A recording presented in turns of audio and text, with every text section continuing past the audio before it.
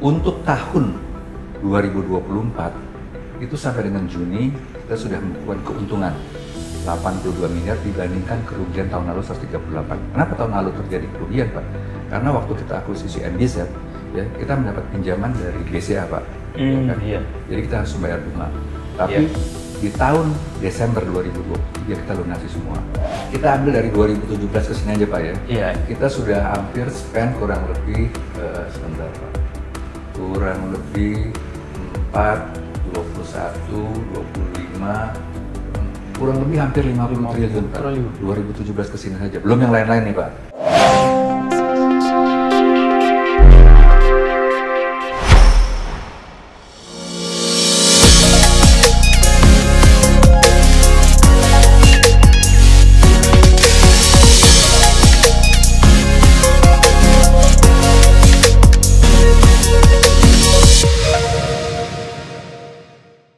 Tribuners, selamat datang di Capital bersama saya Dr. Pit. Capital merupakan program yang membahas tentang emiten saham, mulai dari geliat bisnis, kinerja, hingga success story. Hari ini saya cukup senang mendapat kesempatan untuk berbincang dengan Bapak Muhammad Ramdhani Basri, CEO PT Nusantara Infrastructure Tbk. Kalau di bursa saham lebih dikenal dengan nama Meta. Salam sehat Pak Dhani. Sama-sama, Pak Toyo.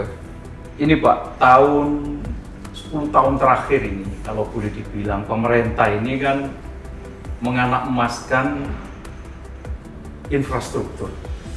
Dan dari nama perusahaan yang Bapak kelola ini kan namanya dan Nusantara Infrastructure. Nah, ini bisa dijelaskan Pak, lingkup usahanya apa saja dan kenapa ada nama infrastruktur? Apa ini memang tekanannya di infrastrukturnya atau bagaimana? Oke, baik Pak. Jadi saya mungkin kembali ke masa lalu ya Pak ya. Jadi awalnya kita lihat krisis ekonomi tahun 98. Kemudian kita melihat isu yang berkembang itu masalah-masalah politik Pak. Jadi kami itu berpikir pada satu saat akan ada bottleneck di mana investor akan masuk, tetapi problemnya adalah infrastruktur. Ya, infrastruktur itu ada dua, Pak. Yang pertama ada economic infrastructure untuk pertumbuhan ekonomi, yang kedua social infrastructure. Nah, saya berpikir waktu itu harus ada partisipasi selain pemerintah, swasta untuk bisa mengembangkan infrastruktur. Maka tahun 2006 lewat backdoor listing, saya sebagai salah satu founder ya kan mendirikan perusahaan ini. Nah, pada saat itu kita hanya punya dua entiti Pak. Yang pertama jalan tol di Makassar, yang satu lagi BSD di Jakarta. Kemudian dalam perkembangannya tahun 2010 ya Pak ya, kita mempunyai air, kemudian berkembang lagi kita pernah punya telekomunikasi, berkembang lagi kita pernah mempunyai pelabuhan, dan sekarang kita juga punya energi. Tapi sekarang kita fokus kepada tiga Pak. Yang pertama jalan tol, yang kedua air, yang ketiga energi. Nah, karena kita menganggap bahwa kebutuhan ini adalah untuk Indonesia, maka kita sebut namanya Nusantara Infrastructure. Jadi ini adalah satu perusahaan infrastruktur terintegrasi sebetulnya Pak. Ya. Ini Pak, menarik sekali kan selama ini infrastruktur itu dikuasai oleh pemerintah. Nah, mulai kapan ini terjadi pergeseran pemerintah mulai mengajak swasta untuk investasi di infrastruktur? Nah, ini kembali lagi bahwa pembangunan infrastruktur ini merupakan salah satu fondasi pertumbuhan ekonomi. Sebetulnya ini merupakan tanggung jawab pemerintah, di mana masyarakat membayar pajak dan pemerintah membangun infrastruktur. Tapi kita melihat kondisi saat ini atau kondisi masa-masa lalu, di mana kemampuan pemerintah hanya 30%. Untuk membangun infrastruktur. Sedangkan 70% itu mereka harus mengundang swasta. Tapi frankly speaking pada saat itu swasta-swasta yang berperan dalam bisnis infrastruktur itu hanya 1-2 perusahaan. Nah, kemudian pada tahun 2010, oh saya ingat waktu itu Pak zamannya Pak SBY Pak, kita diundang ke Cipayung, ke Istana Cipayung, Cipanas. Kemudian beliau tanya, apa yang harus dikerjakan? Nah, kami bilang, yang pertama bangun infrastruktur Pak. Yang kedua, bangun infrastruktur, Pak. Yang ketiga, bangun infrastruktur, ya. Baru ekonomi bisa tumbuh. Nah, kemudian dari 2010, ya, walaupun agak lambat, ya Pak ya, tahun 2010 mulai ada kebijakan-kebijakan yang pro kepada investor, ya. Tapi masih agak sulit, masih dikuasai oleh BUMN. Nah, tahun 2014, ketika Pak Jokowi menjadi presiden, itu yang menjadi panglima adalah infrastruktur. Ya, itu adalah kesempatan swasta untuk bisa masuk. Ya, tetapi karena begitu banyak proyek-proyek di pemerintah, sehingga swasta perannya juga lebih besar. Nah, mungkin dari 2014 ke depan itu peran kita jauh lebih besar dibandingkan sebelum-sebelumnya. Iya, ini karena Nusantara Infrastruktur ini kan emiten, Pak ya. Iya, Pak. Nah, ini bagaimana menjelaskan kepada investor, gitu ya, terutama yang di bursa saham, bahwa harus sabar karena infrastruktur ini kan harus nafas panjang ini kan investasi. Itu gimana ini, Pak? Nah, inilah sebetulnya, Pak. Jadi memang problemnya adalah satu, capital extensive, Pak. Ya kan? Memerlukan dana yang cukup besar. Sebagai contoh, Pak, pembangunan infrastruktur itu di at grade, Pak, ya, jalan di bawah itu kurang lebih 100-150 miliar per kilometer. Kalau per kilometer, Pak. Kalau kita bicara elevated, ya, Pak, itu kurang lebih bisa 500 sampai 1 triliun, tergantung per kilometer. Jadi tidak semua mau masuk di bisnis itu satu soalannya. Yang kedua, dibutuhkan modal yang sangat besar, Pak. Yang ketiga, pengembaliannya cukup panjang, Pak ya. Namun keuntungannya bisnis ini resilience, Pak, ya, tahan terhadap goncangan. Ya, kita sudah buktikan pada saat COVID. Yang kedua, ini fixed income, ya, karena bisnis model itu cuma dua, Pak. Satu, traffic, kemudian tarif. Tarif itu 2 tahun sekali naik, Pak. Ya, traffic ketentuan pemerintah atau gimana? Ketentuan pemerintah. Ketentuan pemerintah ya. Nah, jadi kalau kita lihat ke depannya itu semakin lama kita di bisnis ini semakin baik. Ya, ngomong soal strategi gitu, Pak. Itu yang dikelola oleh Nusantara Infrastruktur itu kira-kira apa aja, Pak? Sekarang ini kalau di tol ya, Pak ya. Iya, tol. Kalau di tol ini kita ada 7, Pak. Ya, seluruh di Makassar itu semua kita manage. Makassar semuanya kita manage, ya kan. Kemudian di Jakarta ada di Jakarta Lingkar Barat, ya, kita punya sekian persen. Terus kemudian kita punya di BSD, ya Pak ya. Terus kemudian kita baru akuisisi, Pak, tahun lalu MBZ. Ya. Oh, MBZ. Ya, elevated. Iya. Jadi kita ambil 40% dari Jasa Marga. Kemudian tahun ini ya kita akuisisi lagi Trans Jawa, Pak, ya, bersama konsorsium 35%.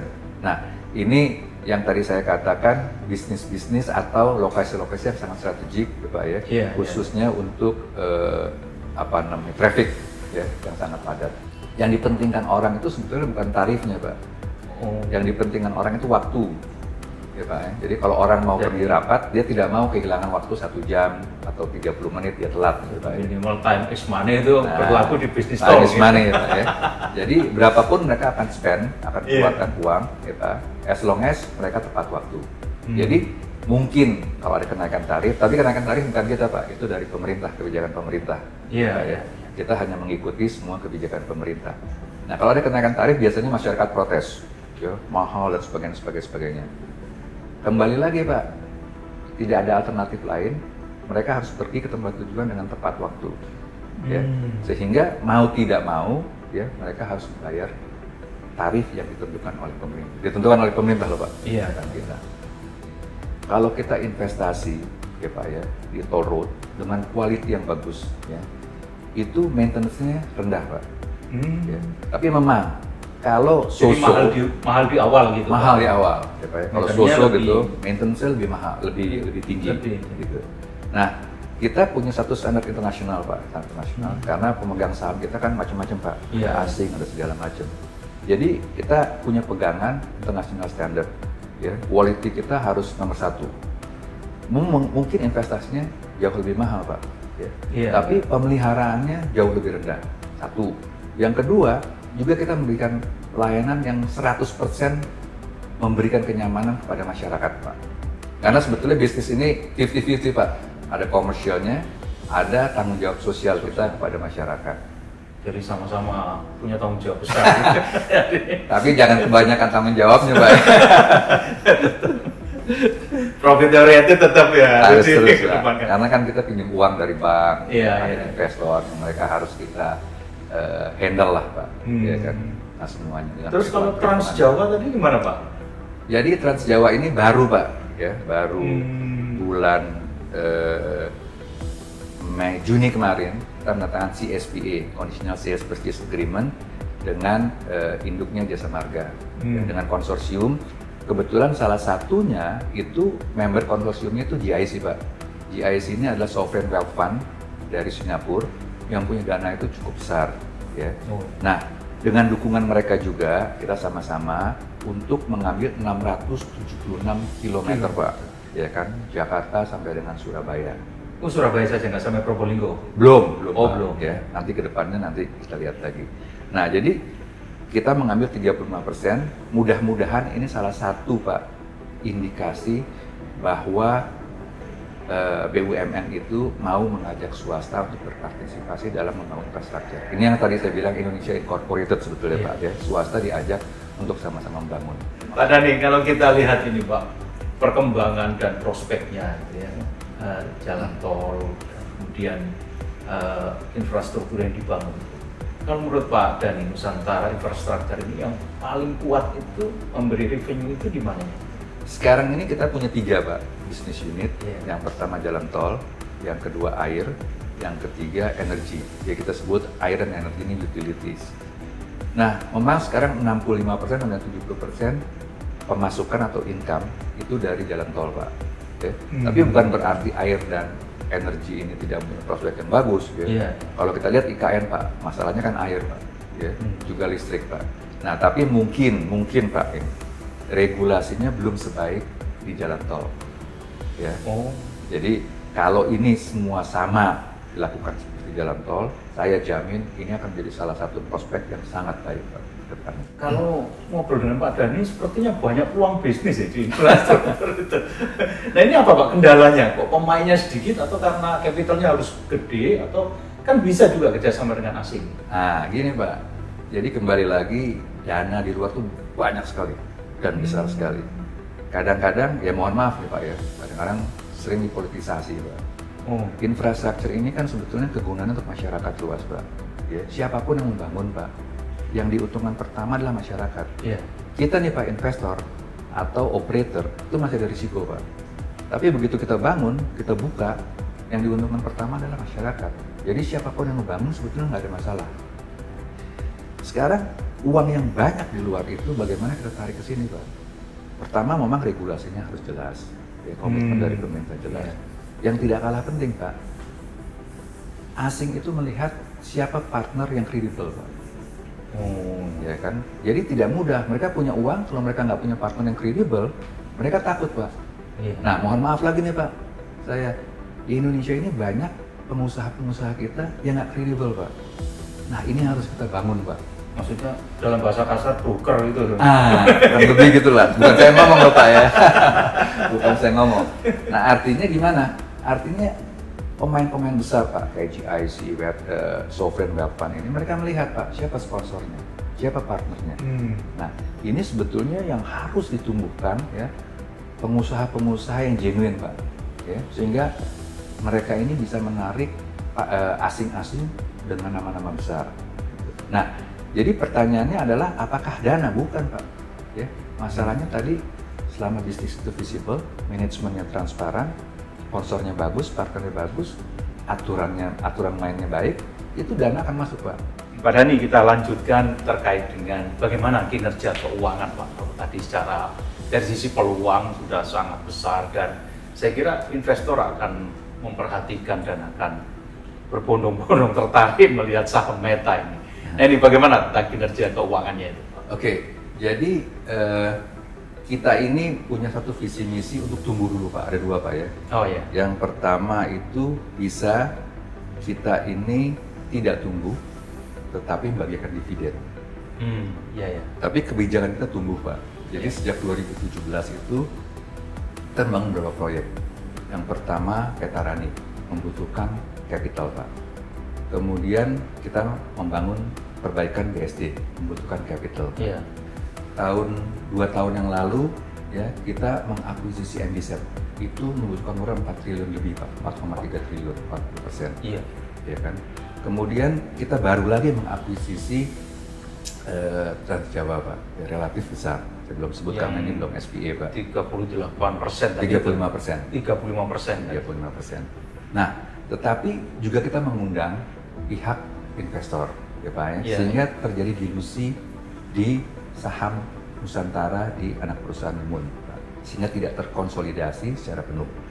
Nah, untuk tahun 2024 itu sampai dengan Juni kita sudah melakukan keuntungan 82 miliar dibandingkan kerugian tahun lalu 138. Kenapa tahun lalu terjadi kerugian Pak? Karena waktu kita akuisisi MBZ, ya, kita mendapat pinjaman dari BCA Pak. Ya kan? Iya. Jadi kita harus membayar bunga. Tapi Iya. di tahun Desember 2023 kita lunasi semua, ya Pak ya. Sehingga 2024 full, ya, itu utang waktu kita akuisisi itu sudah terbayar penuh, ya. Sehingga kita membukukan keuntungan pada bulan Juni ini 82 miliar. Nah, sekarang kalau kita lihat kenaikannya itu kurang lebih 7,11% Pak, ya, dibandingkan dengan tahun 2023. 7,1%. 1%, ya, dibandingkan dengan 2003. Nah, secara pendapatan tahun 2024 ini itu kurang lebih, sekarang tidak konsolidasi Pak ya, Iya. itu kurang lebih 785 miliar, ya, di mana pendapatan terbesar itu masih dari jalan tol. Nah, tapi sejak 2024 itu kita juga mendapat pemasukan yang cukup signifikan dari air dan energi, ya kurang lebih 100. Oh, air sudah mulai Sudah, Pak. menghasilkan Ya, Pak, sudah menghasilkan 145,7 miliar. Nah, kalau menurut Pak Dhani Pak, ini dengan angka-angka yang sangat menarik itu, berapa jumlah investor saham ini yang setia gitu, yang setia? Nah, jadi tadi saya katakan salah satu alasan kita lakukan bukan di listing ya, go private ya Pak. Go ya. private ya. Karena kita sebetulnya tidak mau emiten ini tidak mendapatkan dividen. Kan cuma dua Pak ya, orang satu dividen, satu capital gain. Kenapa? Iya. Karena kita tumbuh terus Pak, sehingga kita membutuhkan capital injection. Kasihan kalau kita lakukan right issue, mereka harus inject lagi. Jadi kita mengundang sifatnya institusi dibandingkan retail Pak, ya kan? Jadi lebih fokus ke institusi. Gitu Institusi, ya kan? Karena mereka holding powernya cukup kuat dan cukup lama itu Pak. Nah, setelah kita undang, kita go private Pak. Kita go private, kita besarkan dulu. Kita besarkan Kuenya dulu, itu ya? kuenya dulu. Dan pundi-pundi uangnya itu. Betul, ya kan? Jadi aset kita sekarang ada 7 Pak, untuk tol, iya, iya. air, kemudian ada energi, ya. Tapi waktu kita go private, tadinya kita tuh pemegang sahamnya kurang lebih ada 12.000 sampai 13.000 Pak. Iya. Setelah kita go private Pak, masih ada 4.000-an, 5.000-an yang tidak mau Melepas. menjual sahamnya. Jadi masih setia. Ya? Masih setia. Meskipun dalam kondisi tidur gitu. Nah, itu. Jadi istilahnya perusahaan publik yang tidak listing gitu Pak. Ya. Tapi ya masih ada 4.000-an Pak. Gitu. Dan mereka sudah ditawarkan beberapa kali, masih belum mau Melepas menjual sahamnya juga Pak. Oh, Ya itu orang-orang situasinya, setia. kondisinya lah. Ini Pak, investor ini perlu juga tambahan edukasi. Edukasi, Pak Dhani perlu menjelaskan dalam 5 tahun, 10 tahun, 15 tahun itu bagaimana ini? Kalau misalkan seorang investor pemula, kan sekarang saham itu kabarnya banyak dikuasai oleh Gen Z, gitu, milenial, dan mereka berpikirnya ya seperti trading forex, beli pagi sore dijual kan gitu. Nah sementara kalau kita lihat saham infrastruktur ini kan harus nafas panjang gitu ya. Saya lihat investor-investor yang sukses itu memang butuh waktu panjang. Nah, ini bagaimana? 5 tahun pertama itu kalau Nusantara Infrastructure itu akan memberi harapan apa? Kemudian 10 tahun seperti apa? 15 tahun seperti apa gitu? Mungkin yang perlu dilihat satu fundamental ya Pak ya. Iya. Fundamental. Jadi laporan keuangan itu harus dianalisa oleh investor yang mau masuk. Tapi memang saham-saham yang fundamentalnya kuat itu tidak ada market makernya biasanya Pak. Secara otomatis itu berjalan sesuai dengan apa yang ada di market. Gitu, Alami gitu ya, Pak. Ya. Jadi supply dan demand gitu Pak ya. Nah jadi pertama mungkin yang harus dilihat oleh para investor fundamental perusahaan seperti apa. Iya. Prospeknya seperti apa, ya kan? Yang kita beli ini future Pak. Ya, kalau di saham ini bukan hari ini, kita beli ke depannya seperti apa. Nah kalau kita bilang kedepannya seperti apa, berarti kita harus punya holding power. Jadi nggak bisa beli pagi, jual sore gitu Pak ya. Nah, itu tadi saya bilang, kalau komoditi mungkin bisa Pak, ya harganya naik, harganya turun, ya mereka bisa main di sana. Tapi kalau infrastruktur dalam perkembangannya itu agak sulit, ya mereka paling tidak harus hold, ya sekian lama. Nah, kalau nanti aset kita sudah besar Pak ya, 5 tahun, kita bilanglah 5 tahun ke depan. Sekarang kita ini punya jalan tol yang kita baru ambil MBZ, itu memberikan kontribusi cukup besar, Trans Jawa, ya Pak ya. Yang akan kita bangun lagi nanti Cikunir Rojami Pak. Oh iya. Ya, itu Nusantara Infrastruktur juga. Ya, ya kita majority itu 21 km. Total investasinya 21 triliun Pak. Ya, kembali lagi tadi saya katakan. 1 triliun. Iya, kurang lebih Pak, karena di tengah kota Pak. Iya. Di atas TB Simatupang. Nah, itu trafficnya juga luar biasa Pak. Kemudian yang harus juga mereka perhatikan ya, pemula-pemula dan sebagainya, itu jangan spekulatif Pak. Spekulatif tadi dengar ini dengar itu, saham ini saham itu beli, terus kemudian maksudnya jangan terpengaruh isu gitu. Isu ya. Paling tidak harus dianalisa, ya kan? Analisanya seperti ini fundamentalnya. Pertanyaannya, perusahaan-perusahaan yang fundamentalnya kuat tidak secepat perusahaan-perusahaan yang istilahnya gorengan gitu Pak. Iya. Tapi tadi aman, ya bisa tidur nyenyak lah. Artinya sejelek-jeleknya dia tidak akan drop sampai harganya itu di bawah sekali. Iya. Satu. Dan juga dia mesti lihat manajemen Pak, ya manajemen pemegang sahamnya. Nah ini juga mereka harus perhatikan, Iya. gitu, ya. Karena credibility, trust itu perlu Pak. Jadi ini holdingnya itu membangun trust juga kinerjanya gitu. Harus Pak. Ini seperti kalau orang agama kan dibilang yang dipercaya kan, Nabi Muhammad kan yang dipercaya kan Pak ya, sehingga dia bisa menjalankan bisnisnya dengan besar. Jadi kembali lagi kita harus memberikan kontribusi yang baik ke masyarakat, stakeholder kita, ke bank dan sebagainya ya. Itu harus kita lakukan dengan baik. Nah, kita juga punya program-program CSR Pak ya. Rumah pintar, terus kampung bersih, ya itu kita lakukan untuk memberikan kontribusi yang baik kepada masyarakat. Dan itu di sekitar jalan tol atau bagaimana? Sekitar jalan tol Pak, dan udah mendapat beberapa penghargaan, beberapa kali setiap tahun kita dapat Pak. Emang ada gangguan gitu Pak? Orang-orang sekitar jalan tol? Kita lebih mengedukasi mereka Pak, ya misalnya sampah, kita bikin bank sampah, sehingga mereka tidak buang sampah semaunya. Yang mereka taruh kita kasih uang, nanti kita olah dan sebagainya. Jadi masih ada pemikiran jalan itu sebagai tempat sampah terpanjang di dunia? Banyak Pak. Banyak Pak. Nah jadi tadi kita harus selain berpikir tentang tadi kontribusi masyarakat, juga kita harus mendidik masyarakat Pak. Ya. Manajemen Pak, itu harus bisa dipercaya Pak oleh bank, institusi keuangan, terus kemudian tadi pelayanan sebagainya.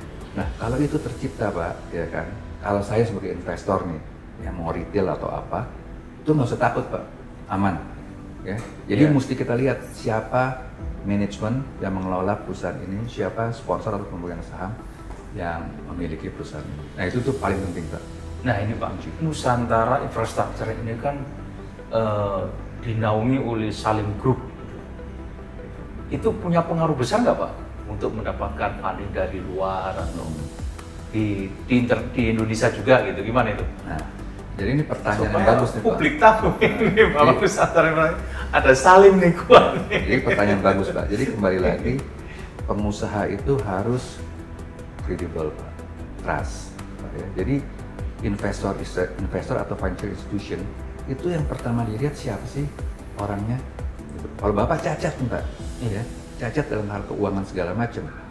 Walaupun bisnisnya bagus Pak, dia takut Pak, ya kan.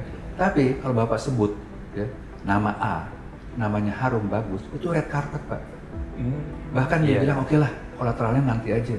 Tapi saya percaya sama orang ini. Kalau di bank tuh ada 5C Pak ya, ada credible, ada karakter segala macam. Itu dilihat Pak. Iya. Nah jadi tadi pertanyaannya, nama ini bagus atau tidak?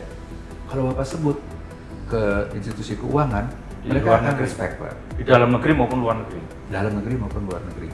Nah kalau di infrastruktur, kalau kita hanya kuat di local bank, ya Pak, nggak akan mampu Pak.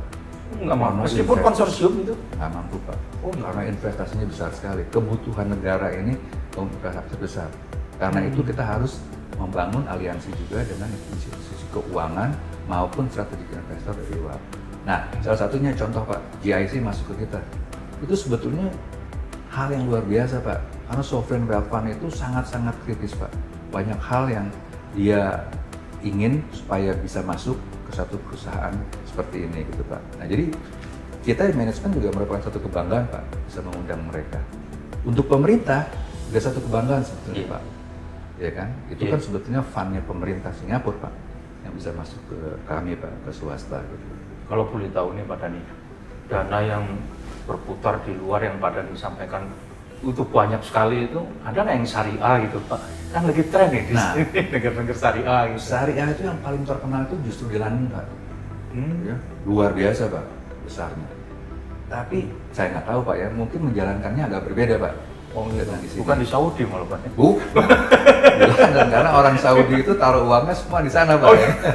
Jadi di manage di sana gitu Pak. Iya. Nah jadi kita pernah melakukan itu ya.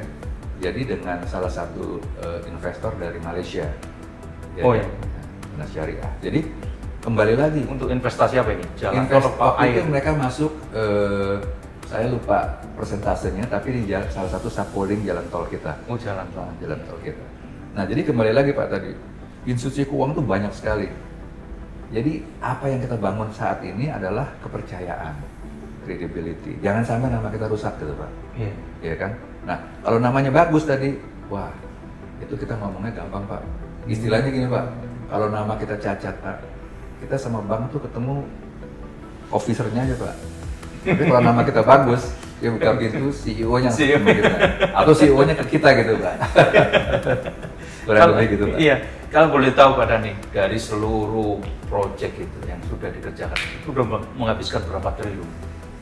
Wah, kalau saya lihat, kita ambil dari 2017 ke sini aja Pak ya. Iya. Kita sudah hampir spend kurang lebih, sebentar Pak, kurang lebih 4, 21, 25, kurang lebih hampir 50 triliun Pak. 2017 ke sini saja, belum yang lain-lain nih Pak. Iya kan? Nah jadi tadi saya bilang, kembali lagi bagaimana kita bisa mengundang, ya mau ASI, mau strategik segala macam. Masuk juga investor di bursa. Betul, ya kan. Nah jadi itu yang menjadi salah satu kunci sebetulnya bagaimana perusahaan itu bisa tumbuh. Iya, Pak. 50 triliun cukup besar Pak itu. Kurang lebih Pak. Dengan investasi kita tahun depan untuk Cikoneng Jami Pak, 21 triliun. Bagaimana sih kiat dari Pak Dhani dalam mengelola Nusantara infrastruktur TBK ini untuk mendapatkan dana dari luar negeri yang mungkin notabene ini adalah dana murah gitu. Tadi udah kita singgung dana syariah. Nah, bagaimana Pak Dhani? Apa ini dananya benar-benar murah atau bagaimana? Oke, jadi memang kalau kita bandingkan interest rate Pak di Indonesia lokal dengan luar, itu memang jauh lebih murah di luar. Dari luar ya. Nah, ini juga mesti kebijakannya harus dirubah Pak. Karena sebetulnya cost of fund dari bank-bank itu juga sebetulnya murah, tapi spreadnya terlalu tinggi Pak ya. Jadi untungnya bank tuh terlalu besar gitu Pak ya. Iya. Satu. Maksudnya bank di dalam negeri maksudnya? Dalam negeri Pak, ya kan. Nah dari luar itu murah sekali Pak, tapi masalahnya kan dolar Pak. Ya, oh iya. Pendapatan kita rupiah. Fluktuatif. Iya, jadi nggak mismatch Pak, nggak bisa nggak mismatch. Gitu. Iya. Nah, jadi kalau saya lihat dana murah tadi gimana? Kalau kita Pak sekarang datang ke bank dengan nama baik, ya kan Pak, dengan perilaku yang baik, itu mereka berani menurunkan bunga lebih rendah Pak. Kembali rating kita Pak, dengan track record yang baik. Iya, gitu, track record kita, ya kan. Misalnya satu bank, kita bisa dikasih 6,5%, 7%, gitu.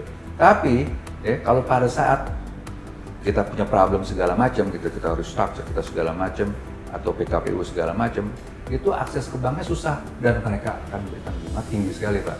Nggak ada alternatif sebagai pengusaha. Ya. Nah jadi itu satu. Yang kedua, sebetulnya memang dari capital market Pak, lewat apa? Bonds. Bonds. Ya. Kalau bonds kita lakukan, itu kan prinsipnya tidak ada Pak, kita hanya bayar bondsnya aja, bunganya aja Pak. Iya. Yang kedua, yang ketiga Pak, itu kita undang strategic investor atau venture investor, mereka masuk equity Pak. Ya, equity itu yang ada bunganya Pak, ya kan, berpartisipasi, gitu kan. Nah jadi itu strategi yang kita lakukan, ya. Jadi yang kita lakukan adalah satu, kita pinjam dari bank dengan bunga yang pasti bagus, ya Pak ya. Yang kedua, kita undang investor dari luar Yang ketiga kita issue bonds kayak JLB kita, issue bonds. Dan sekarang lagi kita bisa, sekarang kebetulan kita udah bukan public company lagi Pak ya. Dulu kita bisa lakukan right issue, ya, sehingga masyarakat juga bisa ikut serta berpartisipasi gitu. Tapi kembali lagi Pak, tadi kita berpikir kemarin kalau kita lakukan terus right issue, kasihan juga pemegang saham Pak. Ya kan, karena kita mau tumbuh, growth. Satu kali, apakah kita akan listing lagi? Nanti kita pikirkan, itu belum berpikir sih Pak ya. Tapi paling tidak untuk tumbuh sekarang ya kita perlu institusi. Nah, dana murah tadi itu banyak Pak. Kembali lagi tergantung dari rating kita. Ya, dari keseriusan, kinerja dan track record itu ya Pak Dan. Ya. Nah, kalau itu ada, itu dana murah banyak Pak. Satu. Yang kedua, situasi politik harus dijaga, harus stabil. Keamanan itu harus dijaga Pak. Ya. Karena kalau enggak, mereka takut Pak, nervous. Nah, kalau situasi itu semua kondusif Pak ya, itu kita bisa mendapatkan dana-dana atau menarik investor itu dengan dana-dana murah Pak, yang masuk ke sini itu jauh lebih besar Pak. Iya, jadi mudah-mudahan nanti Pak situasi politik akan lebih baik, nggak ada demo. Pak. Amin. Karena kalau mau demo ke IKN mahal Pak. Amin. Terima kasih Pak Dhani atas waktunya, dan ya ini boleh disebut open kitchen kan gitu Pak ya. Saya juga terima kasih Pak sudah diundang, kasih sedikit pencerahan, apabila bermanfaat ya syukur Pak. Ya, Tribuners, demikian bincang saya dengan Bapak Muhammad Ramdhani Basri, CEO PT Nusantara Infrastructure Tbk, yang kalau di bursa saham dikenal dengan nama Meta. Banyak hal yang bisa kita petik dari diskusi dan dialog panjang lebar tadi. Yang jelas bahwa bisnis infrastruktur ini memberikan cuan yang luar biasa di masa depan. Jadi harus nafas panjang dan harus sabar. Saya Dr. Pit pamit undur diri. Jangan lupa like, share, and subscribe untuk terus mendapatkan informasi tentang emiten saham di Capital. Salam Capital.